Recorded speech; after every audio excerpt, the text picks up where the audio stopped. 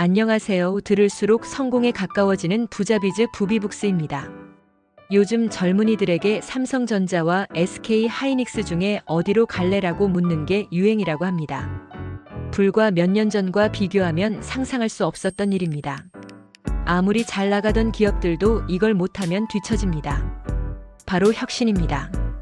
그렇게 많은 기업들이 혁신을 부르짖고 혁신을 위해 노력하고 있지만 실패하는 이유는 무엇일까요? 최고의 기업들은 모든 것을 다 가지고 있습니다. 업계의 네트워크는 물론이고 우수한 인재와 자금력을 보유하고 있습니다. 그런데도 자원이 풍부한 최고의 기업들이 왜 시장 지배력을 잃고 어느 순간 무너지는 것일까요? 이 문제를 극복하는 비결은 한마디로 저렴할 때 사서 비쌀 때 팔아라는 투자 원칙과 비슷합니다. 파괴적 혁신은 처음에 우습게 시작되지만 아주 저렴합니다. 그런데 어느 순간 시장을 지배해서 몸값이 비싸집니다. 삼성처럼 모든 것을 다 가진 기업들도 파괴적 혁신을 하지 못하는 이유는 현재의 매출과 이익이 주는 달콤함에 젖어 있고 새로운 기회는 우스워 보이기 때문입니다. 바로 그런 혁신의 딜레마에서 탈피하려면 어떻게 해야 할까요? 클레이튼 크리스텐슨의 혁신 기업의 딜레마는 기술 혁신과 기업의 경영 전략에 관한 중요한 통찰을 제공하는 책이지만 요즘처럼 미래가 혼란스럽고 변화가 빠를 때는 기업의 규모와 무관하게 배울 게 많습니다. 혁신 기업의 딜레마를 통해 혁신과 관련해서 꼭 기억해야 할 18가지를 간략하게 요약해 보도록 하겠습니다. 첫 번째는 파괴적 혁신입니다. 새로운 기술은 처음에 작은 시장에서 시작합니다. 성능이 낮아 보이지만 점차 개선되면서 기존 제품을 대체하고 시장을 장악하죠. 요즘 해외에서 뜨고 있는 우리나라 화장품 브랜드들을 보면 인디 브랜드가 대기업 브랜드를 누르고 크게 성공한 사례가 많습니다. 처음에는 인디 브랜드로 작게 시작했지만 대기업 브랜드를 이긴 사례는 화장품 시장의 성공 규칙이 바뀌었음을 보여줍니다. 두 번째는 지속적 혁신의 필요성과 그 한계입니다. 기존 시장에서 경쟁력을 유지하기 위해서는 제품 성능을 계속 개선해야 합니다. 하지만 시장의 판이 바뀌면 지속적 혁신만으로는 한계가 있습니다. 그래서 때로는 과감한 변신이 필요합니다. 싸울 장을 바꾸거나 판매할 채널을 완전히 바꿔야 할 수도 있습니다. 세 번째는 성공의 역설입니다.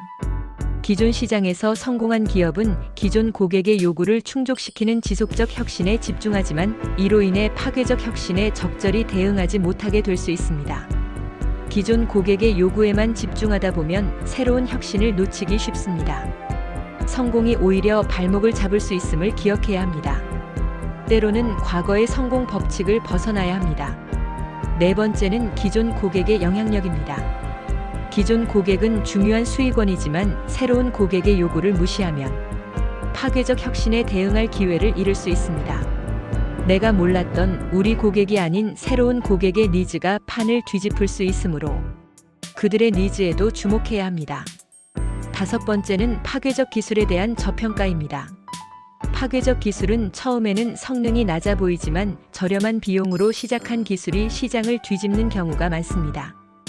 싸게 사서 비싸게 판다는 원리처럼 시장에서 싹을 틔우는 새로운 현상과 기술의 싹을 무시하지 말고 세심하게 살펴야 합니다. 여섯 번째는 신흥시장의 중요성입니다. 파괴적 혁신은 저가 시장이나 신흥시장에서 시작됩니다. 큰 변화의 시기에는 새로운 기회와 시장이 많이 생깁니다. 일곱 번째는 기존 자원의 장벽입니다. 성공한 기업은 기존의 자원을 지키려는 마음이 강해서 새로운 기회와 자원에 투자하기 어렵습니다. 지금 붙들고 있는 것이 과연 영원할지 고민해 보아야 합니다. 여덟 번째는 조직의 경직성입니다. 대규모 조직은 혁신에 민첩하게 대응하기 어렵습니다. 새로운 혁신을 수용하기 위해서는 조직을 더 작고 잘게 쪼개고 유연하게 독립적으로 운영하는 방안도 필요합니다. 아홉 번째는 작은 시장을 무시하는 것입니다. 모든 혁신은 처음에 작은 시장에서 출발했습니다. 작은 시장이라도 무시하지 않고 기회를 찾는 노력이 필요합니다. 열 번째는 기술 발전의 예측 불가성입니다. 기술 혁신은 예측하기 어렵습니다. 파괴적 혁신이 어떤 방향으로 어떻게 발전할지 알기 어렵습니다. 그래서 경영자는 변화와 트렌드에 늘 민감해야 합니다. 11번째는 고객의 역할 변화입니다. 새로운 혁신은 초기에는 새로운 고객에게 가치를 주지만 나중에는 기존 고객도 이 혁신을 수용하게 됩니다. 우리와 함께 사는 YG 세대 자녀들의 생각에 귀 기울여 보세요. 주변에 어얼리 어답터들을 두고 가까이 지내시기 바랍니다. 그들이 무엇을 새로 받아들이고 있는지 유심히 살펴보기 바랍니다. 12번째는 저비용 전략의 중요성입니다. 파괴적 혁신은 종종 기존 제품보다 저렴한 비용으로 제공됩니다. 새로운 시장에 진입할 때는 가격 전략이 중요한 무기가 됩니다. 저렴한 비용은 고객의 선택을 이끌어내는 핵심입니다. 13번째는 리더십의 도전입니다. 경영진 역시 과거의 성공에 안주하지 말아야 합니다.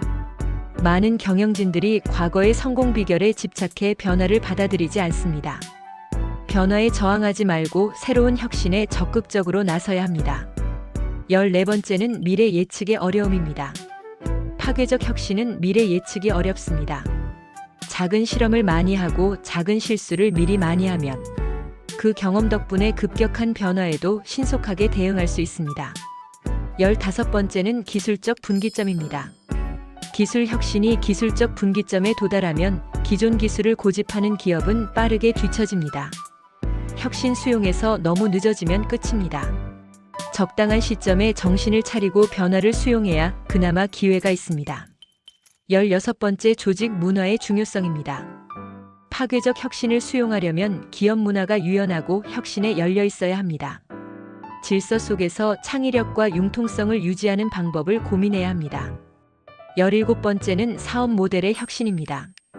파괴적 혁신에 대응하기 위해서는 단순히 제품을 개선하는 것이 아니라 사업 모델 자체를 혁신해야 합니다. 제품 개선만으로는 부족합니다. 대대적이고 총체적인 변화가 필요할 수 있습니다. 18번째는 장기적 관점의 필요성입니다.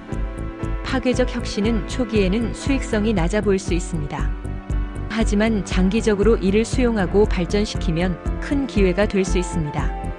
많은 사람들이 후회하는 것 중에 하나는 유튜브가 지금처럼 경쟁이 치열하지 않았을 때 미리 시작했다면 얼마나 좋았을까 하는 것입니다. 앞에서 말씀드린 18가지 혁신의 관점을 기억한다면 여러분이 운영하는 기업도 변화의 물결에서 살아남고 더 나아가 시장을 선도할 수 있을 것입니다. 기술의 영향을 덜 받는 기업은 기술을 트렌드라는 단어로 바꿔서 생각하면 틀리지 않습니다.